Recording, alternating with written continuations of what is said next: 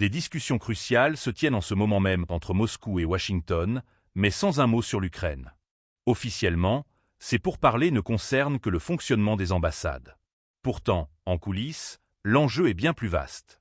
Ces négociations, qui se déroulent à Istanbul, ont débuté tôt ce matin dans le quartier d'Arnavutki, sur les rives du Bosphore.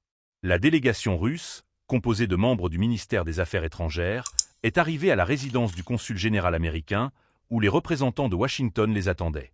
Selon Sergueï Lavrov, chef de la diplomatie russe, cette rencontre doit permettre de mesurer la capacité des deux puissances à avancer concrètement sur des dossiers complexes. Mais pourquoi cette rencontre attire-t-elle autant l'attention? Parce qu'elle intervient dans un contexte de tensions inédites entre les deux pays. Expulsion de diplomates, restriction de visas, fermeture de consulats. Les relations entre la Russie et les États-Unis sont à leur plus bas niveau depuis la guerre froide.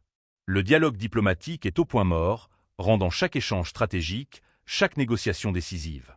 Washington insiste, il ne sera pas question de politique ni de sécurité. Pas un mot sur la guerre en Ukraine. Mais dans ce jeu d'échecs diplomatiques, difficile de croire que ces sujets restent totalement en dehors de la pièce. Ces discussions ne sont-elles pas, en réalité, un test pour jauger les marges de manœuvre de chacun? Une manière détournée de relancer une forme de communication entre deux blocs aux intérêts irréconciliables? Derrière cette réunion d'apparence technique, un enjeu fondamental se dessine. Celui de maintenir un minimum de dialogue entre Moscou et Washington à un moment où toute communication directe semble impossible.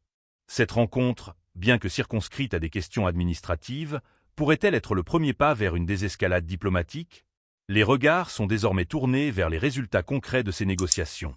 Seront-elles une simple formalité ou marqueront-elles un tournant dans les relations russo-américaines?